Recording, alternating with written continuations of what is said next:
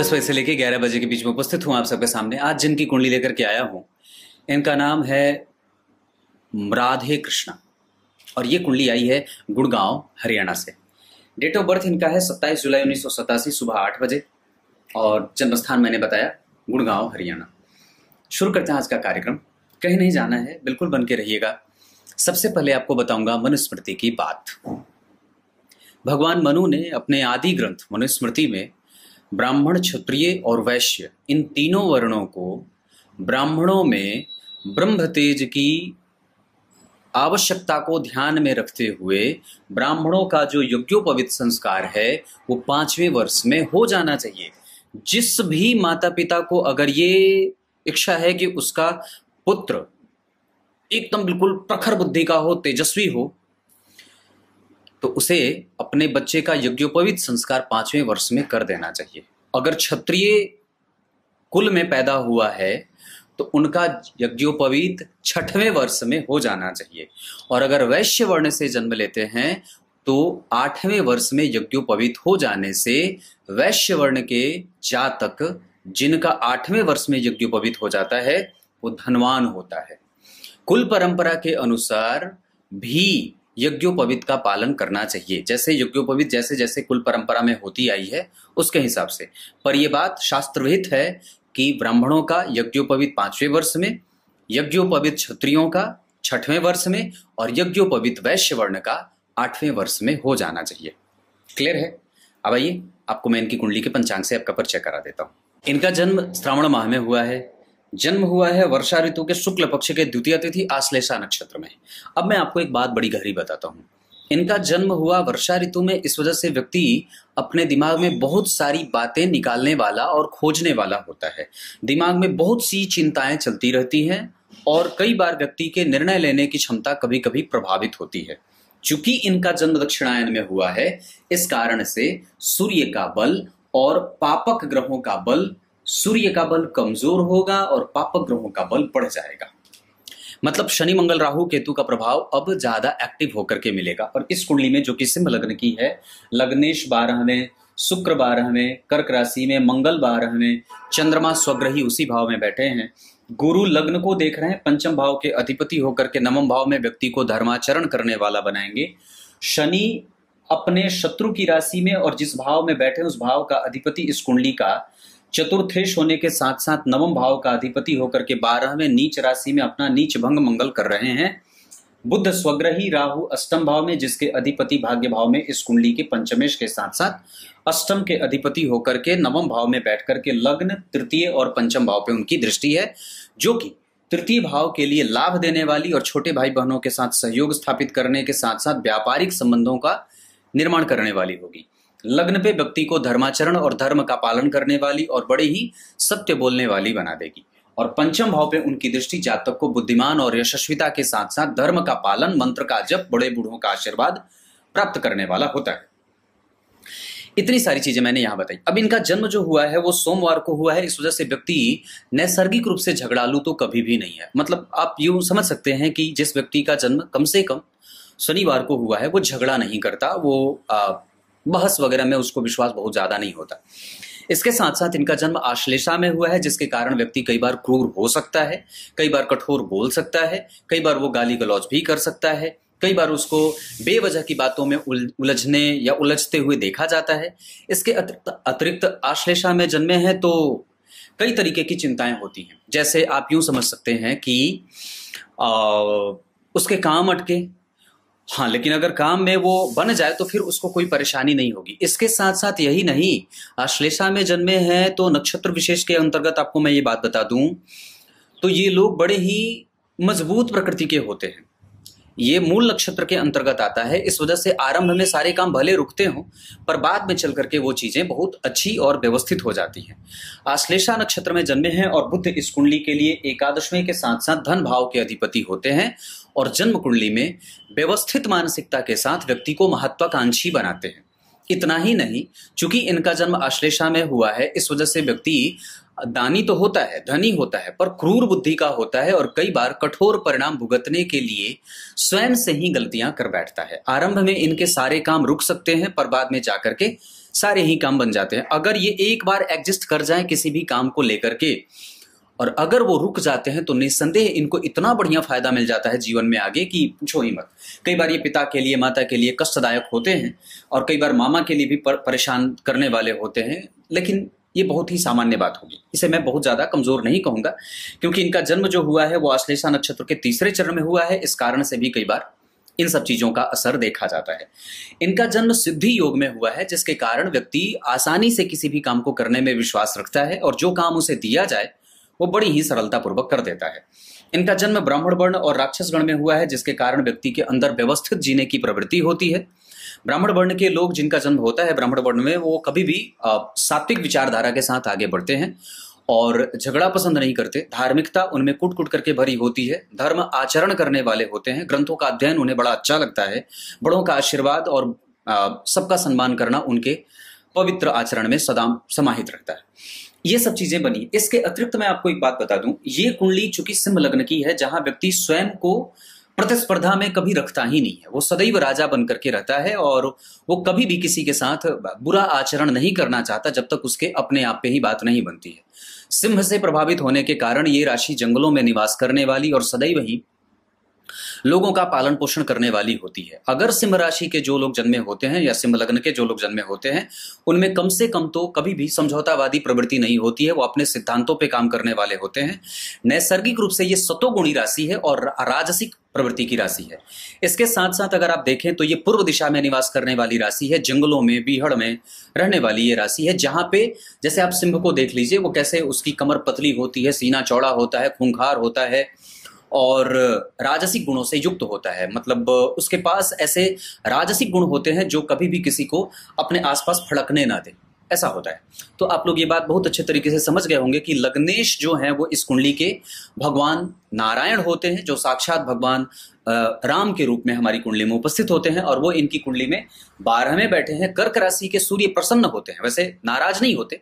कर्क राशि के सूर्य नाराज नहीं होते, और वो उस राशि के अधिपति के साथ बैठे हैं, तब तो ये बात और भी मजबूती से लागू हो जाती है। वहां पे बैठे हैं शुक्र, वहां बैठे हैं मंगल, यानी कि इस कुंडली के दो अच्छे ग्रह जो इस कुंडली में बड़े अच्छे बनते थे, भाग्येश बनते थे, मंगल वो 12वें हैं, और सूर्य जो कि लग्नेश बनते थे वो 12वें हैं। इस वजह से व्यक्ति की प्रवृत्ति पे काम करने की आवश्यकता होती है।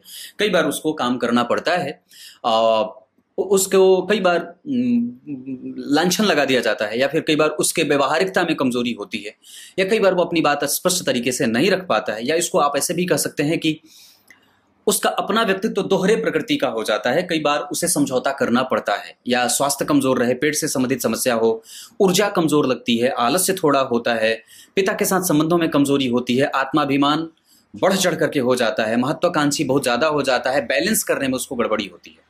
अब आपको मैं इनकी कुंडली के चार्ट पे लेके आता हूं। लग्न इनका जो बना है वो 8 डिग्री 55 कला का मघा नक्षत्र में बनेगा, और उसके अधिपति होते हैं केतु। अब बात यहां यह होगी कि जब जिस व्यक्ति की कुंडली का जन्म लग्न अगर 8 डिग्री का बनेगा, यानी कि 6 डिग्री से ऊपर का लग्न व्यक्ति के जीवन को व्यवस्थित करने में प्रयासरत रखेगा। ये पहली बात होगी, क्योंकि लग्न पूर्णतया व्यवस्थित नहीं हुआ है।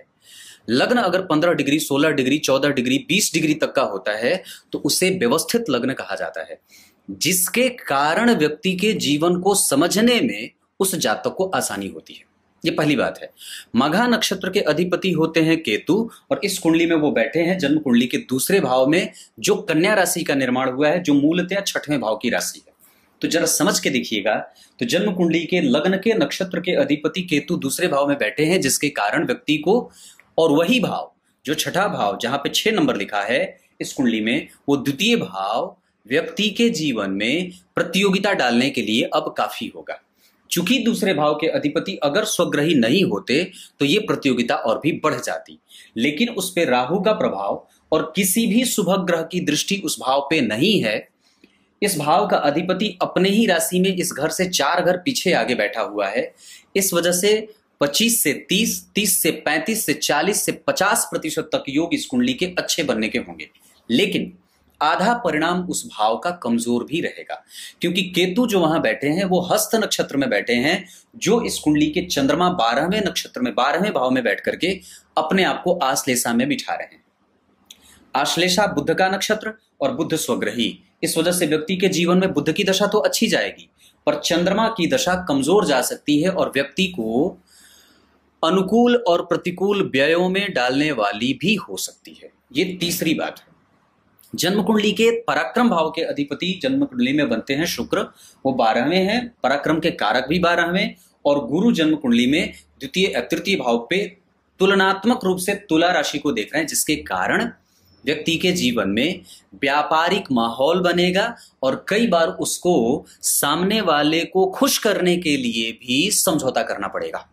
क्लियर है? हो सकता है अपने सास के साथ, अपने ससुर के साथ, अपने छोटे बड़े भाइयों को खुश रखने के लिए उसको उनके हिसाब से बातचीत करनी पड़ती है, और पराक्रम भी करना पड़ेगा, क्योंकि तब पराक्रम का कारक तृतीय भाव का मंगल नीच का और शुक्र उस भाव के अधिपति होकर के भी नीच के हैं, जो कि इस कुंडली के लिए बहुत अच्छे नहीं होते हैं। सिंह लग्न की कुंडली के लिए शुक्र दशम के साथ साथ तृतीय भाव के अधिपति होकर के अगर 12 में बैठेंगे तो व्यक्ति को अपने जन्म स्थान से दूरस्थ ले जाकर के स्थापित करेंगे।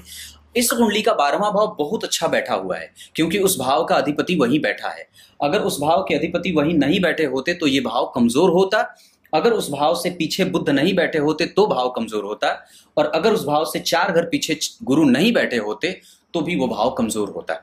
इसके साथ साथ कि जन्म कुंडली में जिस भाव का भी आप विचार कर रहे हैं उस भाव से चंद्रमा की स्थिति अवश्य दिखनी चाहिए। तो जिस भाव के बारे में आप विचार कर रहे हैं उस भाव से चंद्रमा केंद्र में है, इस भाव का अधिपति यहीं बैठा है, इस भाव का अधिपति इससे केंद्र में बैठा है। ये जो तमाम बातें हो रही हैं वो जातक के जीवन को पराक्रमी और जिद्दी बनाने के लिए काफी है। जिद है पर महत्वाकांक्षी भी है, और पराक्रमी भी होगा क्योंकि उसको पराक्रम करनी पड़ेगी। दरअसल इसलिए क्योंकि इस कुंडली के 3 घर खाली हैं और चौथा घर जो पंचम भाव है वो भी खाली है। द्वितीय भाव भी क्रमशः खाली होगा, अष्टम भाव भी क्रमशः खाली है, क्योंकि ये मात्र पारछाई है। राहु की दृष्टि सूर्य, शुक्र, मंगल और चंद्रमा पे पड़ने के कारण व्यक्ति में कई बार रेगुलर एक जैसा काम न करना, आलस्य की अधिकता, क्रोध और वैमनस्व का भाव, अति व्यय और जिम्मेदारियों का बोझ रहता है, और साथ ही साथ उसको अपने पति और पत्नी के लिए बचाए हुए पैसे को खर्च करना पड़ता है। चतुर्थ भाव की बात करेंगे तो इस भाव के अधिपति मंगल जाकर के नीच के बैठे हैं। इस भाव पे किसी शुभ ग्रह की कोई दृष्टि नहीं, राहु और शनि का प्रभाव है।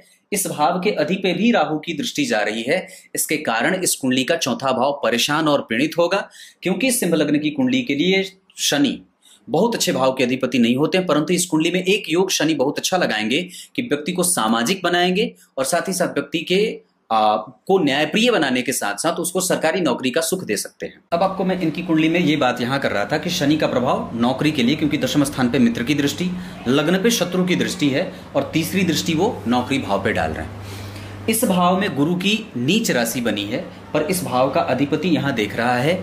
4 ग्रह पहले से यहां दृष्टि जमाए बैठे हैं। केतु की दृष्टि 5वीं हो गई, 6वां ग्रह जन्म कुंडली में शनि खुद हो गए।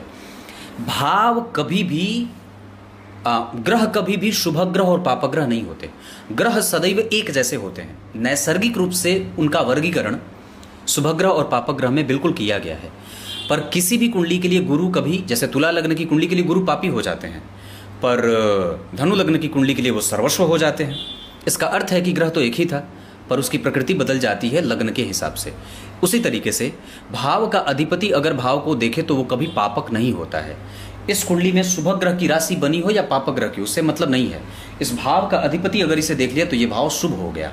इसका अर्थ है कि अब उस व्यक्ति के जीवन में नौकरी और व्यवसाय में, या जीवन में साहस या बल, पराक्रम, मामा मामी, चाचा चाची वाले जो संबंध हैं वो कभी कमजोर नहीं होंगे। ये पक्की बात है। इसका अर्थ है कि पंचम भाव पे अब आगे थे तो पंचम भाव का अधिपति इन्हें देख रहा है। एक ग्रह यहाँ स्वग्रही, यहाँ ग्रह मित्र का, यहाँ इस भाव के अधिपति इसे देख रहे हैं। इस भाव के अधिपति यहाँ बैठे। इस भाव का अधिपति जन्म कुंडली में मित्रवत होकर के बैठा है मित्र की राशि में। इसका अर्थ है कि लग्न भी ठीक है, पंचम भी ठीक है, नवम भी ठीक है। नवम इसलिए क्योंकि मित्र की राशि में, पंचम इसलिए क्योंकि पंचमेश देख रहे हैं, छठा इसलिए ठीक क्योंकि 6वें भाव के अधिपति इसे देख रहे हैं। पर इस कुंडली में एक कमजोरी जो होगी पंचमेश के ऊपर, कि पंचम के ऊपर किसी भी शुभ ग्रह की दृष्टि नहीं है। पंचम भाव पे बुध की दृष्टि जरूर है, पर पंचमेश के ऊपर किसी शुभ ग्रह की दृष्टि नहीं। अगर उन्हें शुक्र देख लेते, बुध देख लेते या चंद्रमा के साथ वो हो जाते तो अच्छी बात होती नवम भाव के लिए, जिसके कारण कई बार व्यक्ति को विवाह के बाद थोड़ी बहुत परेशानियां मिलती हैं और कई बार उन्हें बैलेंस करना या बैलेंस करने में गड़बड़ी होती है। वैसे पंचम भाव के पे गुरु की दृष्टि और बुध की दृष्टि व्यक्ति को अपने लोगों से बड़ों का आदर करने वाला बना देता है। इसके साथ साथ वो नैसर्गिक रूप से सबका सम्मान करने वाला होता है और कभी भी किसी की बुराई नहीं करता है, वो गिला शिकवा में नहीं रहता है, ऐसा है। छठवें भाव की स्थिति बिल्कुल ठीक है, सातवें भाव की स्थिति भी ठीक होगी। हालांकि यहाँ पे जो शनि की डिग्री बनी है वो 21 डिग्री की है और वो वक्री हुए हैं, इस कारण से उनका कुछ प्रभाव जन्म कुंडली के तीसरे भाव पे भी जाएगा। और यहाँ पे जो तीसरा भाव है वो पापकर्त्री में है और इस कुंडली का तीसरा भाव काफी परेशान सा दिख रहा है। अगर गुरु की दृष्टि यहाँ नहीं पड़ती तो तीसरा भाव और भी कष्ट में हो जाता, क्योंकि इस कुंडली के गुरु की दृष्टि तुला राशि पे शत्रु की जा रही है और उस भाव के ठीक पीछे केतु बैठे हैं और ठीक आगे शनि वक्री हो रहे हैं। तो वक्री होने के कारण उस ग्रह का प्रभाव पिछले भाव को प्रभावित करेगा और वक्रत्व के दोष के कारण जन्म कुंडली का तीसरा भाव यानी कि शनि और उस तीसरे भाव का परिणाम करेंगे, तो जातक को मेहनत करने पे विवश करेंगे। आप लोग समझ रहे होंगे, क्योंकि ग्रह वक्री है, केतु जो है वो सदैव वक्री होते हैं, तो केतु का प्रभाव लग्न में आ सकता है लेकिन शनि का प्रभाव तीसरे में जाएगा। इस वजह से जातक के जीवन में कई बार थोड़ी मोड़ी परेशानी जीवन में बनी रहती है। हालांकि वो निश्चित रूप से हठी तो होता है और सरकारी नौकरी के योग भी कई प्रकार उसको बन जाते हैं। अष्टम भाव की स्थिति व्यक्ति के भाग्य के जीवन को कभी कभी परेशान करेगी। व्यक्ति बेवजह की चिंताओं से युक्त रहता है, उसको तर्क करते देखा जाता है, बेवजह का वो उसका दिमाग परेशान भी होता है, निद्रा का भय रहता है, उसे नींद नहीं आती है, व्यय में रहता है, राहु की दशा परेशान करने वाली होती है और खास करके इनकी कुंडली में भी राहु की दशा परेशान करने वाली बन रही है, जिसमें धन जन बल और बुद्धि बल का परेशान होना दिखता है। नवम भाव ठीक बना है लेकिन इस भाव के अधिपति नीच के हैं, भाग्य भंग योग लगेगा और अगर उस भाव के अधिपति उस चंद्रमा के साथ नहीं बैठे होते तो ये कुंडली और भी परेशान और डिप्रेस हो सकती थी।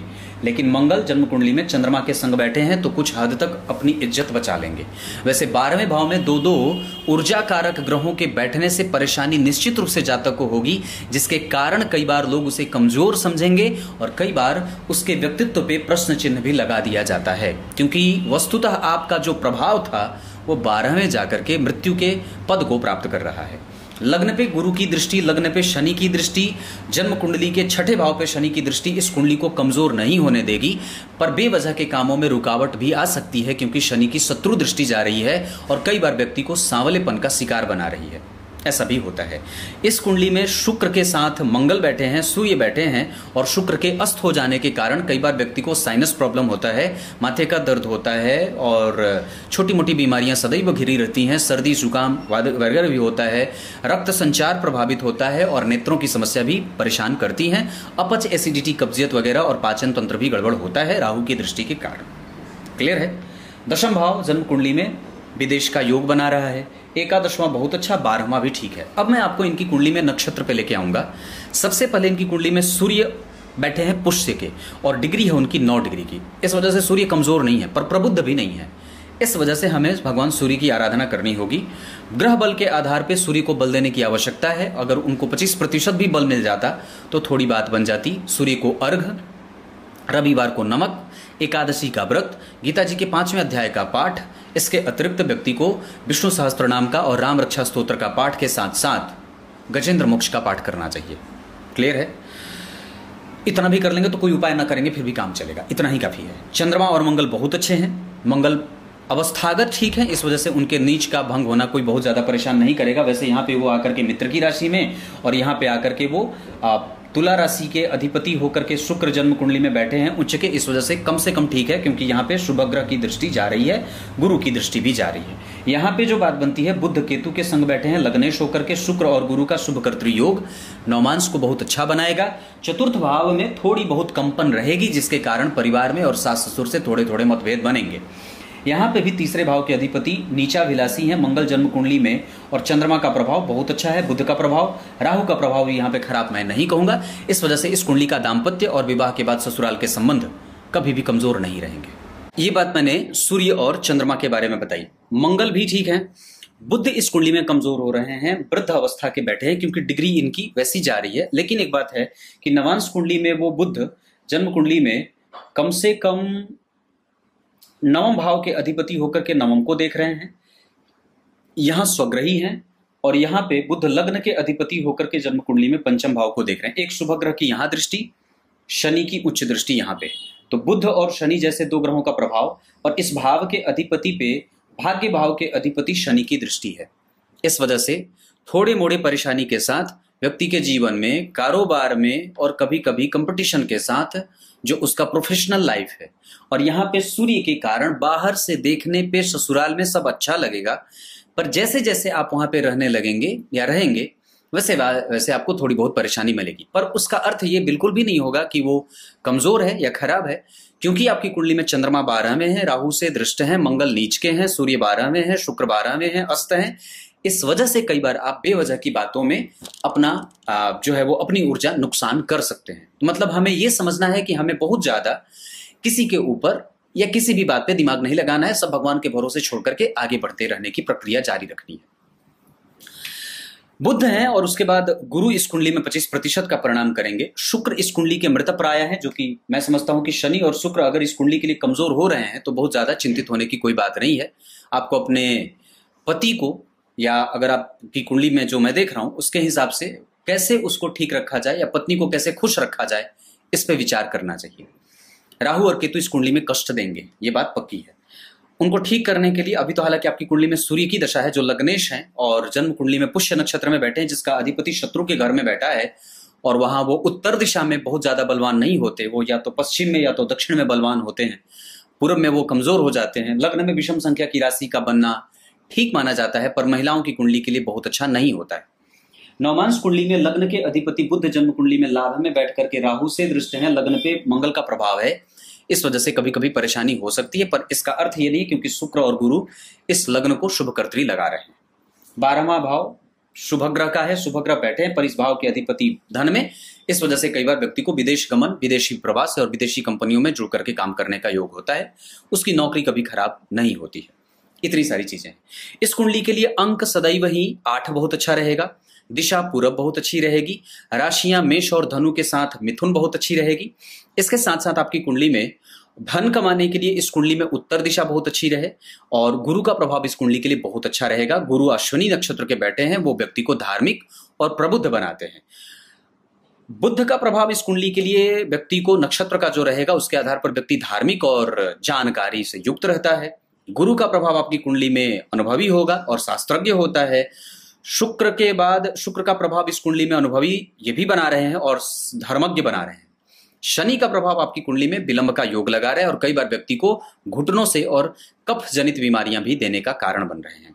राहु और केतु इस कुंडली के लिए हालांकि ठीक ठाक हैं, पर फिर भी डिग्री के हिसाब से वो कमजोर हो रहे हैं, जिसके कारण उनकी दशा कमजोर जा सकती है। दिन इस कुंडली के लिए रविवार और गुरुवार का बहुत अच्छा रहेगा। इस कुंडली के लिए अंक सदैव 8 बहुत अच्छा रहेगा। दिशा मैंने पूरब की बताई है। नक्षत्र अश्विनी, पुनर्वसु, पुष्य, और उसके साथ साथ इस कुंडली में नक्षत्र श्रवण, ये सब नक्षत्र अच्छे रहेंगे। इतनी सारी चीजें हैं। कमजोर जो दशाएं रहेंगी वो कई बार चंद्रमा में राहु, चंद्रमा में राहु, राहु में शनि, शनि में शुक्र, शुक्र में शनि, केतु में शनि, शनि में केतु, ये सब कुंडली में परेशान करने वाली दशाएं रहेंगी। वैसे इस कुंडली के लिए अभी सबसे जो अच्छी दशा आएगी वो 2024 के दिसंबर में आएगी।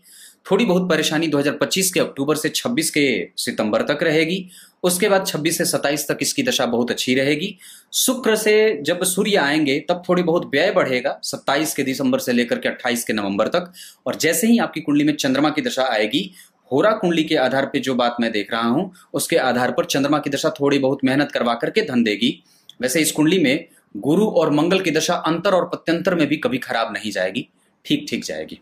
आपको अपने व्यय पे और अपने ऊर्जा पे ध्यान देना है कि कहीं आप मेहनत उस विषय पे तो नहीं कर रहे हैं जिस पे आपको कोई आवश्यकता ही नहीं है मेहनत करने की।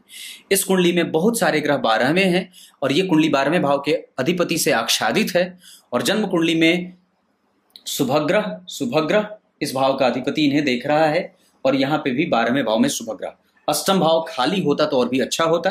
यहाँ पे अष्टम भाव में गुरु शुक्र, यहाँ पे अष्टम भाव और 12वें भाव और दूसरे भाव में गुरु शुक्र। इस वजह से इस कुंडली का व्यवसाय भी ठीक रहेगा, और ये कुंडली किसी के ऊपर निर्भर ना रहे तो ज्यादा अच्छा है। अगर इनके ससुराल वाले या किसी भी तरीके से अगर इनको काम करने की आजादी देते हैं तो बहुत अच्छा रहेगा। ये कुंडली कारोबार भी कर सकती है। वैसे एक बात बता दूं तो इस कुंडली के आधार पे दशम स्थान को शुभकर्त्री जो लगा है वो इनके करियर को बहुत ही ज्यादा बढ़िया बना रहा है, जिसके कारण व्यक्ति अगर हो सके तो अभी के हिसाब से खाने पीने से संबंधित कोई भी कारोबार कर सकता है। इसके साथ साथ वो विदेश जा करके धन बहुत अच्छा कमा सकता है। तब तक के लिए बहुत बहुत नमस्कार।